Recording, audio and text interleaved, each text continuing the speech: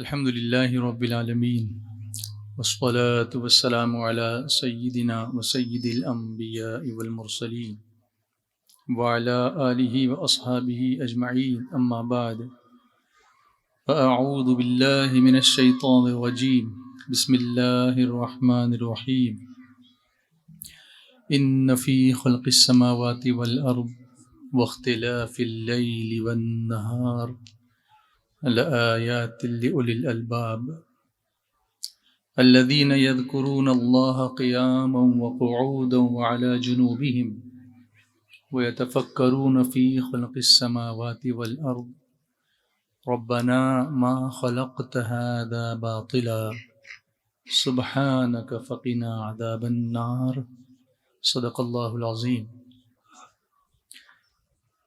محترم سادات کرام، خصوصاً عزیزم سید امین القادری صاحب قبلہ، علماء کرام، مبلغی نظام، شمع رسالت کے پروانوں، میرے پیارے آقا صلی اللہ علیہ وسلم کے پیارے دیوانوں، offline and online watching خواتین و حضرات، سب مل کر جیسا میں پڑھا ہوں محبت کے ساتھ بلند آواز سے پڑھیں، اور مجھے بار بار کہنے کی نوبت نہ لائیں کہ بلند آواز سے پڑھیں، اپنا جوش دکھائیں. ہوا میں ٹھنڈی ہے لیکن ایمان کی گرمی تو ہے، تو اس کا اظہار بھرپور کریں. الصلاۃ والسلام علیک یا رسول اللہ. ماشاء اللہ، یہ آپ کی بیداری کا ثبوت ہے کہ خاموشی کہاں تک لذت فریاد پیدا کر، زمیں پر تو ہو اور تیری صدا ہو آسمانوں میں. الصلاۃ والسلام علیک یا حبیب اللہ. الصلاۃ والسلام علیک یا نبی اللہ وعلی آلک واصحابک یا نور اللہ. اللہم صلی علی سیدنا و مولانا محمد عدد ما فی علم اللہ صلاة دائمة بدوام ملک اللہ. اس درود شریف کو ایک بار پڑھیں تو 6 لاکھ درود شریف کا ثواب ملتا ہے. مگر میرا سوال یہ ہے ہم سب سے، اپنوں سے، سامنے بیٹھے لوگوں سے، کہ آج ہم نے اس کے علاوہ جو درود شریف میں پڑھا ہے، یہاں اجتماع میں پڑھا ہے، کہ اس کے علاوہ خود سے کتنے درود شریف پڑھے؟ اس کا introspection we have to do ourselves. ہم کو خود اس کے بارے میں سوچنا چاہیے کہ ہم روزانہ خود درود شریف بھیجنے میں کتنا وقت نکالتے ہیں. اگر نہیں تو آج کا یہ اجتماع ہمارے لیے ایک لانچنگ پیڈ ہو جانا چاہیے کہ ہم اپنے لیے ایک منیمم تعداد مقرر کر لیں، میکسیمم جتنا ہو سکے، لیکن ایٹ لیسٹ ہم کو اتنا کرنا ہی ہے. یہ ٹارگیٹ ہم اپنے اوپر لازم کریں، تو یہاں سے ہم کچھ لے کر گئے ایسا ہم کو خود کو محسوس ہوگا. ایک حدیث پاک کا مفہوم ہے، سرکار علیہ الصلاۃ والسلام فرماتے ہیں کہ جو شخص مجھ پر روزانہ 500 مرتبہ درود بھیجے گا وہ کبھی کسی کا محتاج نہیں ہوگا. تو اگر ہم ہر نماز کے بعد 100 کر لیں تو دن میں 500 ہو جاتے ہیں. تو یہ عادت بھی اگر ہم نے اختیار کر لی تو کتنا اچھا ہوگا. اللہ تعالی ہمیں کثرت سے درود و سلام بھیجنے کی توفیق عطا فرمائے. میرا عنوان کچھ آج مختلف ہے. جو گفتگو مجھے شارٹ میں جو کرنی ہے وہ اتنا طویل عنوان ہے کہ اس پر کافی لیکچرز ہو سکتے ہیں. ایک personality per we can have so many seminars, so many lectures, so many workshops, so many sessions, so many discussions, and it's very difficult to control and contain that information into a few minutes, but I will try my best to do whatever I can.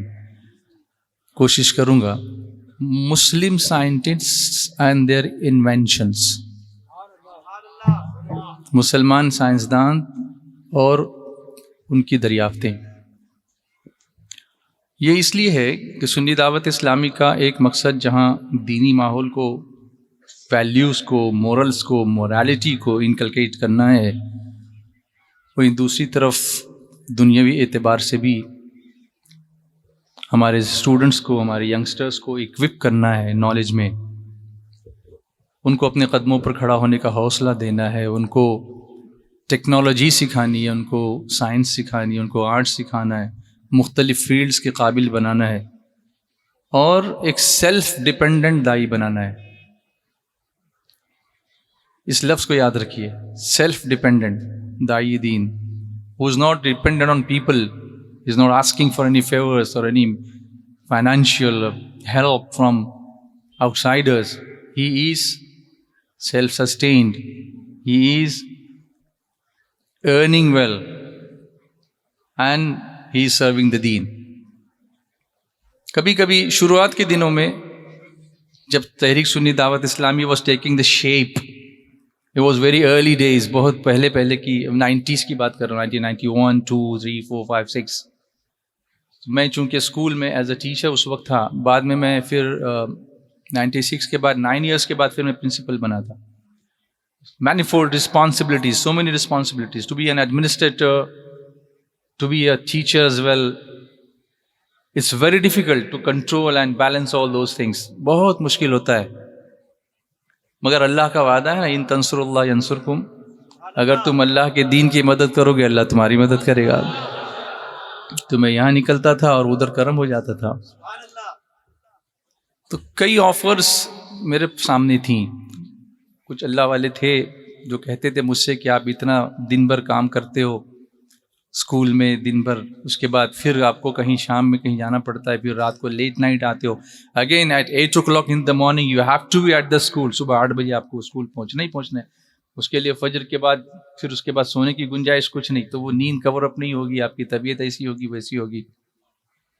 تو آپ ایسا کریں کہ ایک نوکری چھوڑ دیں۔ سنی دعوت اسلامی کا جو نظریہ ہے میں آپ کے سامنے رکھ رہا ہوں، آپ ایسا کریں گے نوکری چھوڑ دیں، ہم آپ کو اسپانسر کریں گے اور ہم آپ کے ساتھ ایسا کریں گے اور ہم آپ کے ساتھ ویسا کریں گے۔ تو شروع میں بڑا خوش ہوا میں کہ ہاں یہ تو بڑا اچھا ہوگا، کام پہ جانے کی ضرورت نہیں ہے، تو سب کچھ انتظام ہو جائے گا، بس اپنا دین کا کام کرتے رہو۔ لیکن ہمارے بڑوں نے سمجھایا، حضرت امیر سنی دعوت اسلامی نے، الحاج عثمان بھائی نے، جو ہمارے بہت ہی پرانے ساتھیوں میں سے ہیں، فاؤنڈرز میں سے، انہوں نے کہا کہ قربانی یہ نہیں ہے کہ آپ فری بیٹھے ہو اور دین کا کام کر رہے ہو، قربانی تو یہ ہے کہ آپ دن بھر کے تھکے ماندے گھر آئے ہو، اب بستر پر جانے کا جی چاہتا ہے، لیکن دین کی قربانی دے کے آپ کہیں نکل جاتے ہو اور نعت کی محفل کرتے ہو۔ حلال روزی کمانا بھی عبادت ہے۔ جو شخص اپنے گھر سے حلال روزی کمانے کے لیے نکلتا ہے، اپنے گھر والوں کے لیے، ان کی کفالت کے لیے، تاکہ وہ کسی کے آگے ہاتھ پھیلانے سے بچے، تو وہ بھی اللہ کی راہ میں ہے۔ رسول کریم صلی اللہ علیہ وسلم نے خود تجارت کی ہے، صحابہ نے تجارت کی ہے، کام کیے ہیں الگ الگ۔ اگر آپ ٹریڈز دیکھیں گے، انبیاء کرام کے الگ الگ ٹریڈز دیکھیں گے، نبیوں نے کون کون سے کام نہیں کیے ہیں۔ کسی نے بڑھئی کا کام کیا ہے، کسی نے ٹیلرنگ کا کام کیا ہے، نوح علیہ السلام نے کشتی بنائی، ادریس علیہ السلام کپڑے سینے کا کام کرتے تھے۔ اس طرح سے ان پیشوں کو انہوں نے عزت بخشی کہ کل آپ کسی کام کو چھوٹا نہ سمجھو کہ میں یہ کام کیسے کر سکتا ہوں، یہ کام انبیاء نے کیا ہے، نبی نے کیا ہے، الحمدللہ۔ بکریاں چرائی ہیں انبیاء نے۔ اچھا، بکریاں چرانے میں بھی کیا کیا حکمتیں ہوتی ہیں میں آپ کو بتاؤں۔ جیسے ایک دین کی راہ میں ہم جب چلتے ہیں، خیر انبیاء تو انبیاء، ان کے مرتبے بلند ہیں، میں آپ اور میری سمجھ کے لیے سمجھاؤں آپ کو کہ ایک بکری چرانے والا جو اس کا نگہبان ہوتا ہے بکریوں کا، اس کے ساتھ ایک ریوڑ چلتا ہے۔ اس ریوڑ میں کچھ بکریاں ایسی ہوتی ہیں جو بالکل اوبیڈینٹ ہوتی ہیں، فرما بردار ہوتی ہیں، وہ جیسے چلتا ہے اس کے پیچھے وہ سب چلتی ہیں، انہیں کنٹرول کرنے کی اس کو ضرورت نہیں ہوتی ہے۔ مگر کچھ ایسی ہوتی ہیں جو تھوڑی سی شریر ہوتی ہیں، اس کے لیے کوئی چھڑی ہاتھ میں رکھتا ہے، ذرا سی ادھر ہوئی تو ایک لگا دیا ایسے تو لائن پہ آ جاتی ہے۔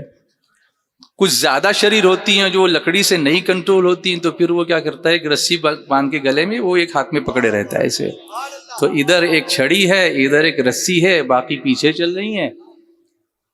اور ایک ایسی کمزور ہوتی ہے، کوئی بچہ ہوتا ہے جو چل نہیں پاتا، اس کو کندھے پہ اٹھا کے چلتا ہے. تحریک کا مبلغ اور نگراں ایسا ہی ہوتا ہے. کچھ جو چلتے ہیں وہ بالکل پیچھے برابر چلتے ہیں، گڑبڑ نہیں کرتے. کچھ ایسے ہوتے ہیں جو ذرا سا ادھر ادھر ہونے لگتے ہیں تو تھوڑا سا چپراک لگانی پڑتی کہ سیدھے چلو ادھر. کچھ ایسے ہوتے ہیں جو زیادہ اچھلتے ہیں تو تھوڑا پکڑ کے چلنا پڑتا ہے. اور ایک کمزور ہے بیچارہ، اس کو لے کے چلنا ہے. کتنا اچھا کنسپٹ ہے یہ کہ سب کو جو سیکھو کسی کو سکھاتے چلو، دیے سے دیے کو جلاتے چلو، ساتھ لے کے چلو سب کو. حیات لے کے چلو، کائنات لے کے چلو، چلو تو سارے زمانے کو ساتھ لے کے چلو. یہ کوشش ہماری ہوتی ہے. تو انہوں نے یہ کہا کہ آپ ایسا نہ کریں، بلکہ آپ اپنا کام کریں.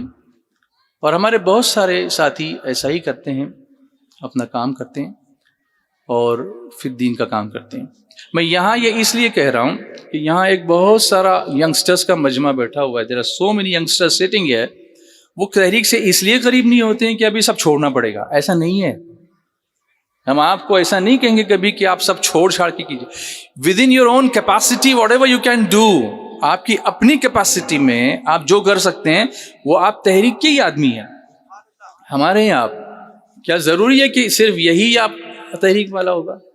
ایسا نہیں. اسی لیے ہم نے ایک ٹیم بنائی ہے، اس کا نام ہے SDI امید. وہ ایجوکیشنل ٹیم ہے ہماری. اس میں ہمارے پاس پروفیسرس ہیں، ہمارے پاس لیکچررس ہیں، ہمارے پاس سائنٹسٹ ہیں، ہمارے پاس ایئر کرافٹ کو ریپیئر کرنے والے ایویشن کی مینٹیننس کے انجینئرس، میکینیکل انجینئرس ہیں، ہمارے پاس پیٹرو کیمیکل کو کنٹرول کرنے والے کیمیکل انجینئرس ہیں، ہمارے پاس HRs ہیں جو MBA کرنے کے بعد ریکروٹمنٹ اور اس کا گائیڈنس کرتے ہیں، ہمارے پاس IAS ہیں، IPS ہیں. ایسے ساتھی ہمارے پاس جو ایک پوری ٹیم ہمارے پاس بنی ہوئی. شاید یہاں پر آپ نے اس ٹیم کو انٹروڈیوس کیا یا نہیں کیا، لیکن نہیں کیا تو آپ کا سواگت ہوگا اگر آپ اس طرح سے آگے بڑھیں گے اور ہمارا ساتھ دیں گے تو انشاءاللہ. تو ایک براڈ کنسپٹ میں آپ کے سامنے رکھ رہا ہوں، اور اسی لیے میں نے یہ طے کیا کہ آج سب کا تو میں آپ کے سامنے نہیں رکھ سکتا وہ پورا ڈیٹیل انٹروڈکشن، لیکن میں آپ کو کچھ گلمپسز دے سکتا ہوں کہ مسلم سائنٹسٹ نے کیا کیا کیا ہے. اچھا، یہ جو میں آپ کو انفارمیشن دے رہا ہوں یہ آپ کو انٹرنیٹ پہ مل جائے گی. آپ یہ مجھ سے مت پوچھے کہاں سے لے کے آ گئے، آپ سب اس کو ایکسیس کر سکتے ہیں. You can all access to that information, it is available. اچھا، جتنے سائنٹسٹ آپ دیکھیں گے ان سب کی کچھ تصویریں بھی اس پر موجود ہیں. وہ تصویریں اس زمانے میں کیسے بنائی گئی کیا اس کا وہ میں ڈیبیٹ میں نہیں جاتا ہوں، لیکن دے آل لک لائک علماء. وہ جتنے بھی سائنٹسٹ ہیں سب علماء کی طرح لباس ملبوس نظر آتے ہیں. اس سے پتہ چلا کہ ہماری اصل جو ہے وہ علم قرآن ہے، اور اس کو حاصل کرنے کے بعد پھر جب ہم نکلتے ہیں کسی برانچ میں تو گمراہ نہیں ہوتے پھر، کیونکہ ہمارا بیس مضبوط ہوتا ہے. بہت ہمارا بیس مضبوط. آپ دیکھیں حکیم بھی جو پہلے ہوتے تھے وہ عالم پہلے ہوتے تھے پھر حکمت سیکھتے تھے. انجینئر بعد میں بنتے تھے، پہلے قرآن سیکھتے تھے، اس لیے ان کا بیس مضبوط ہوتا تھا. ہم نے تھوڑا سا آرڈر اس کا بدل دیا. قرآن منبع ہے، قرآن سرچشمہ ہے. منزلنا علیک الکتاب تبیانا لکل شیء. اللہ تعالیٰ نے فرمایا کہ ہم نے آپ پر وہ کتاب نازل فرمائی جس میں ہر چیز کا روشن بیان ہے. Every thing is clearly explained. میں صرف آپ کو کچھ سائنٹسٹ اور ان کی جو ایجادات ہیں اس کے بارے میں آپ کو بتاؤں، صرف ان کے ٹاپکس بتاؤں میں آپ کو، ابھی ڈیٹیل میں نہیں. ڈیٹیل میں وقت رہا تو ایک آدھ دو کو میں ڈیٹیل میں لوں گا انشاءاللہ. الخوارزمی آپ دیکھیں گے ایک سائنسدان ہے. Algorithm and algebra. الجبرا دیکھا آپ نے؟ یہ ہماری ایجاد ہے. اس کے جو جنک ہے نا یہ ہے.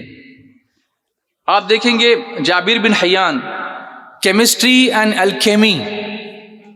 کیمسٹری کی الگ الگ برانچز اب بن گئی ہیں، organic chemistry, inorganic chemistry, physical chemistry, analytical chemistry, nuclear chemistry, کتنی ساری کیمسٹریز ہو گئی ہیں، مگر اس کی جو بنیادیں رکھی ہیں وہ ہمارے سائنسدانوں نے رکھی ہے.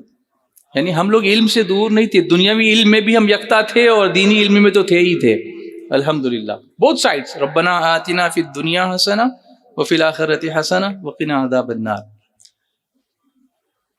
ابن سینا کو پڑھیے، میڈیسن اینڈ فلاسفی، میڈیسن، طب اینڈ فلاسفی، فلسفہ، ان کے ماہرین میں ابن سینا کا شمار ہوتا ہے. الفارابی کو پڑھیے تو انہوں نے بھی فلسفی کی طرف توجہ دی. الکندی کو پڑھیے، آپٹکس اینڈ میڈیسن. آپٹکس سمجھتے ہیں آپ؟ یہ جو چشمہ میں نے پہن رکھا ہے نا، یہ آپٹکس سے تعلق رکھتا ہے. اسی لیے اگر آپ کسی آنکھ کے ڈاکٹر کے پاس جائیں گے تو دو طرح کے وہ آپ کو لینسز دے گا. لینسز کے الگ الگ پرکار ہوتے ہیں، الگ الگ ٹائپس ہوتے ہیں. There are so many types of lenses. اس میں کانکیو لینسز ہوتے ہیں، کانویکس لینسز ہوتے ہیں. جیسی نظر کی خرابی ہوگی اس طریقے کا چشمہ دینا پڑے گا. تو یہ جو پراپرٹیز ہیں، لائٹ جو ہے، لائٹ جس کو عربی میں نور کہتے ہیں، کیا کہتے ہیں؟ نور کہتے ہیں. اس کی ایک خصوصیت سائنسدانوں نے جو دریافت کی ہے وہ یہ ہے کہ light always travels in straight line. روشنی خط مستقیم میں سفر کرتی ہے. قرآن بھی روشنی ہے، اور ہم اسی لیے روز کہتے ہیں اہدنا الصراط المستقیم. یہاں پر ڈیویشن ہے ہی نہیں، ہمارے یہاں صراط مستقیم ہی ہے. اس لیے کہ علم بھی تو نور ہے، العلم نور. جس کے پاس علم آئے گا وہ صراط مستقیم میں ہی چلے گا، کیونکہ اس کے پاس نور ہوگا. علم آئے گا تو نور ہوگا، نور ہوگا تو آپ فزکس بھی کہتی ہے کہ نور سیدھا چلتا ہے، نور ٹیڑھا مڑا نہیں چلتا. لیکن نور کے راستے بدلتے ہیں کبھی کبھی. اس کے لیے کبھی لینسز آپ استعمال کریں تو کبھی ایسا ہوتا ہے کہ نور کا ریفلیکشن ہوتا ہے، کبھی ان شعاؤں کا ریفریکشن ہوتا ہے. تو یہ ریفلیکشن کیا، جیسے انعکاس جس کو کہیں گے، تو شعائیں منعکس ہوتی ہیں. اگر آئینے پر اگر آپ روشنی ڈالیں تو منعکس ہوگا. لیکن اس میں بھی ایک قانون ہوگا کہ angle of incidence is equal to angle of reflection. جتنے زاویے سے وہ نور کی روشنی اس آئینے پہ پڑے گی اتنے ہی زاویے سے لوٹے گی. وہاں بھی ٹیڑھا پن نہیں ہوگا، وہاں بھی سیدھا پن ہی ہوگا. یہ اس کی خاصیت ہے. لیکن ریفریکشن میں یہ ہوتا ہے کہ آپ اگر روشنی کو ایک میڈیم سے دوسرے میڈیم میں گزاریں گے، جیسے ہوا ہے یہ لطیف واسطہ ہے، اور پانی ہے یہ کثیف واسطہ ہے. تو لطیف واسطے سے کثیف واسطے میں جب روشنی جائے گی from a lighter medium to a denser medium، English میں بولوں تو when light travels from lighter medium to the denser medium it goes away. وہ پرپینڈیکولر سے وہ اوے جائے گی. جیسے آپ اگر کسی گلاس میں، کانچ کے گلاس میں اگر آپ ایک پین یا پینسل داخل کریں آدھے بھرے ہوئے گلاس میں، تو اوپر وہ پینسل ایسی سیدھی دکھے گی، اور جہاں پانی شروع ہوگا وہاں ایسی ٹیڑھی دکھے گی آپ کو تھوڑی. وہ ٹیڑھی ہوئی نہیں ہے، چونکہ اس روشنی کا انحراف ہوا ہے، منحرف ہوئی ہے روشنی، ریفریکشن ہوا ہے، اس لیے آپ کو نظر ایسے آ رہا ہے. کبھی کبھی آپٹیکل ایلیوژن بھی ہوتا ہے. آپٹیکل ایلیوژن بھی ہوتا ہے کہ چیز آپ کو کچھ عجیب نظر آتی ہے لیکن وہ ویسی ہوتی نہیں ہے. تو جانتے ہیں ان سب چیزوں کی دریافت کس نے کی تھی؟ یہ الکندی نے کی تھی، مسلم سائنسدان ہے. اور ابھی اس کے بعد آگے بڑھنے کے بعد ابن الہیثم نے کیا کیا؟ آپٹکس اینڈ فزکس کے بعد جو میں آپ کو بتاؤں کہ ابن الہیثم نے کیا کیا آپٹکس اینڈ ویژن کے ذریعے سے. He did a groundbreaking work on optics, especially his exploration of light, refraction and reflection laid the foundation for the understanding of vision. He developed the pinhole camera. جو pinhole camera ابھی ہم لوگ use کرتے ہیں نا، یہ ابن al Haytham نے دریافت کیا تھا، مسلمان سائنسدان تھا، جس کے ذریعے سے آپ ابھی اتنے ہزاروں لاکھوں لوگوں تک اپنی اس ویژن کو پہنچا رہے ہیں. یہاں بیٹھے بیٹھے پوری دنیا میں لوگ دیکھ رہے ہیں. اس کی دریافت بھی مسلمان سائنسدان نے کی تھی، پن ہول کیمرہ. اس کا نام رکھا تھا اس نے obscura. And his ideas influenced later developments in lenses and cameras. بعد میں انہی کے آئیڈیاز پر لوگوں نے اور ریسرچ کیا، اور اس کے بعد نئی نئی دریافتیں ہوئیں. اب تو کیمرہ جو ہے ہمارے موبائل کے اندر آ گیا ہے. پہلے تو کیمرے والے کو خاص طور سے بلانا پڑتا تھا اور اس کو اسٹوڈیو میں جا کے اس کو دھونا پڑتا تھا. اب تو نہ دھونا ہے نہ پوچھنا ہے، کلک کرنا ہے اور نکال لینا ہے. اس کی بنیادیں کس نے فراہم کی تھی؟ مسلمان سائنسدانوں نے فراہم کی تھی. تو عرض یہ کر رہا تھا کہ بہت سارے اور سائنسدان بھی ہیں جن کے نام میں آپ کے سامنے پیش کر رہا ہوں. ناصر الدین الطوسی، اسٹرونومی اینڈ میتھمیٹکس. اسٹرونومی سمجھتے ہیں؟ ستاروں کی جو سائنس ہے، جو آسمان میں ستارے چمکتے ہیں، زمین پر بیٹھ کر ان کا اسٹڈی کرنا، اس کا سلسلہ ایک مسلم سائنسدان نے کیا تھا۔ عمر خیام کو دیکھیے، میتھمیٹکس اینڈ پوئٹری، یہ بھی میتھمیٹکس۔ آج کل ہمارے بچے میتھس سے بہت ڈرتے ہیں، میتھس کے پیریڈ میں جانے سے ڈرتے ہیں، لیکن ہم لوگوں کی بنیادیں اگر ہم دیکھیں تو حساب کتاب پر ہماری بنیادیں ہیں، اس لیے کہ ہم دنیا میں بھی حساب کے پابند ہیں اور آخرت میں بھی حساب کے پابند ہیں۔ ہمیں پتہ ہے کہ ہمیں حساب دینا ہوگا، مالک یوم الدین ہم سے حساب لے گا، اس لیے ہم یہاں بھی حساب برابر رکھتے ہیں۔ مسلمان کبھی امانت میں خیانت نہیں کرتا، وہاں بھی حساب چاہیے۔ مسلمان زکوٰۃ نکالتا ہے، وہاں بھی حساب چاہیے۔ مسلمان پراپرٹی کو برابر لوگوں میں تقسیم کرتا ہے، وہاں بھی حساب چاہیے۔ مسلمان بہت سارے اور بھی کام کرتا ہے جہاں پر حساب کی ضرورت ہوتی ہے، وراثت کے مسائل ہوتے ہیں، اس میں بھی علماء حساب سیکھتے ہیں، وہاں بھی حساب چاہیے۔ تو اس حساب کی بنیادیں ہمارے بزرگوں نے فراہم کی تھیں، یہ ہمیں معلوم ہونا چاہیے۔ اس لیے ہمیں علم سے بھاگنا نہیں چاہیے، ہمیں دنیا میں پڑھنا چاہیے، گریجویشن کرنا چاہیے، یونیورسٹیز میں جانا چاہیے، ریسرچ کی فیلڈ میں جانا چاہیے، لیکن ساتھ میں اس طرح جانا چاہیے کہ ہم امانت دار ہوں، ہم سچے ہوں، ہماری نگاہیں نیچی ہوں، ہماری زبان میں شائستگی ہو، ہمارے انداز میں متانت ہو، ہمارا کردار بہترین ہو، کسی کو ہم سے تکلیف نہ پہنچے، نہ ہماری زبان سے تکلیف پہنچے، نہ ہمارے ہاتھ سے تکلیف پہنچے، بلکہ دنیا دیکھ کر یہ کہے کہ یہ مسلمان ہے، یہ کسی کو تکلیف نہیں دے گا، اس لیے اس کو یہاں برابر ایڈمیشن دے دو تاکہ ہمارے کالج کا نام اچھی طرح سے ہو جائے۔ یہ کلچر ہم کو ڈیولپ کرنا پڑے گا۔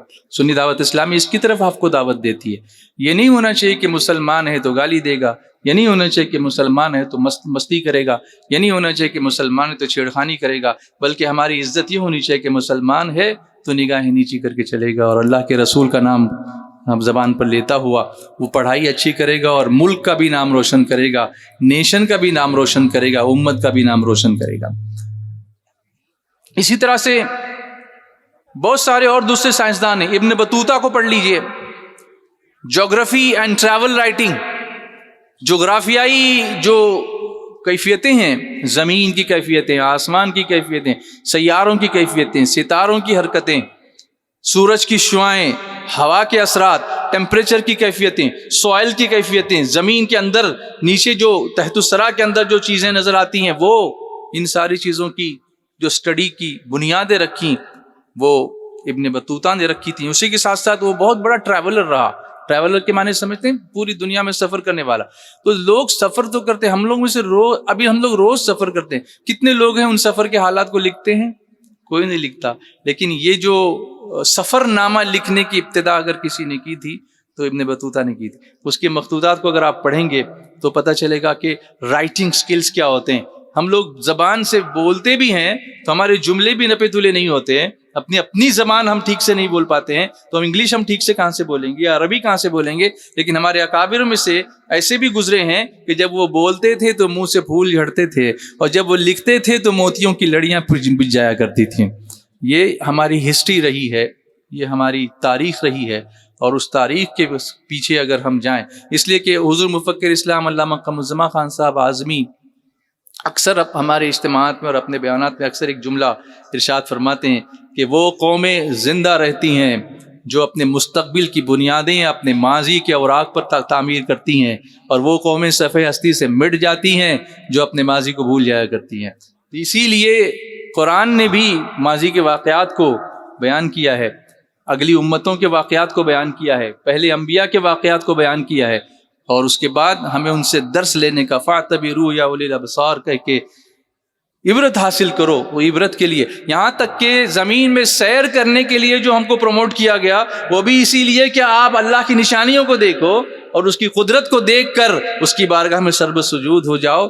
تم ادھر ادھر بھاگنے کی کوشش نہ کرو، پھر کے گلی گلی تباہ ٹھوکر ان سب کی کھائے کیوں، پھر کے گلی گلی تباہ ٹھوکر ان سب کی کھائے کیوں، دل کو جو عقل دے خدا تیری گلی سے جائے کیوں۔ ایک اور سائنسدان کے بارے میں بتاؤں۔ Are you attentive? Are you listening carefully? Everybody attentive? Are you getting inspired? پڑھیں گے انشاءاللہ۔ SDI کا کام کریں، علم و اخلاق عام کریں۔ یہ نعرہ یاد کر لیجئے، میں ایک جملہ بولوں گا آپ دوسرا بولیں گے۔ SDI کا کام کریں, علم و اخلاق عام کریں, علم و اخلاق عام کریں. SDI کا کام کریں, علم و اخلاق عام کریں, اچھی طرح اخلاق کے ساتھ بولیے. SDI کا کام کریں, علم و اخلاق عام کریں. کام کریں گے نا انشاءاللہ. انشاءاللہ. So in whatever capacity, if you are a scientist, come with us. If you are a doctor, you are welcome. If you are an engineer, come here. If you are a lawyer, not a liar, come here. If you are a physician, you are welcome. You are a cardiologist, you are welcome. If you are a teacher, you are welcome. If you are a principal, you are welcome. If you are an administrator, you are welcome. ایک سائنسدان کے بارے میں اور بتاؤں, سن رہے ہیں؟ ابن النفیس, یہ 1213 سے 1288. انہوں نے کیا کیا تھا؟ What did he do? Cardiovascular physiology. Now what is this cardiovascular? یہ جو ہارٹ کی جو بیٹنگ ہوتی ہے نا, یہ کارڈیو واسکولر بیٹنگ اس کو کہتے ہیں. اس کی جو فیزیولوجی ہے, دیکھو ایک ہماری باڈی کے اندر, اگر ڈاکٹرز ہوں گے یہاں پر تو جانتے ہوں گے کہ ہماری اناٹومی ہوتی ہے, دوسری ہماری فیزیولوجی ہوتی ہے. اناٹومی یعنی ہماری باڈی کا جو شیپ ہے وہ سب اناٹومی ہے, اور فیزیولوجی کے اندر اس کے اندر ہماری باڈی میں جو سیکریشنز ہوتے ہیں. ابھی ہمارے منہ کے اندر لعاب نکلتا ہے, اور اندر جائیں گے تو پینکریاس نکلتا ہے, اور پھر اس کے اندر گال بلیڈر سے بائل پگمنٹ نکلتا ہے, اور اگر ہم سٹمک میں جائیں گے تو ہائیڈروکلورک ایسڈ نکلتا ہے, پھر ٹپسن نکلتا ہے, لائپیز نکلتا ہے, امائلیز نکل سکتا ہے. یہ سارے انزائمز ہیں. And 70 to 75% of our body is water. ہماری باڈی میں 70-75% پانی ہے. اللہ, ہم کیا ہے؟ بولو, ہم لوگ کیا ہیں؟ اسی لیے ہم لوگ کبھی کبھی شرم سے پانی پانی ہو جاتے ہیں. شرم سے ہم لوگ گوشت ہڈی نہیں ہوتے, بلکہ کیا ہو جاتے ہیں شرم سے, کیونکہ بدن میں پانی ہی پانی ہے. پانی کے بغیر زندگی نہیں. اللہ نے قرآن پاک میں فرمایا وَجَعَلْنَا مِنَ الْمَاءِ كُلَّ شَيْءٍ حَيٍّ, اور ہم نے پانی سے ہر چیز کو زندگی بخشی. سائنس نے بعد میں ڈھونڈ کے نکالا, قرآن نے ہم کو پہلے ہی بتا دیا. سبحان اللہ.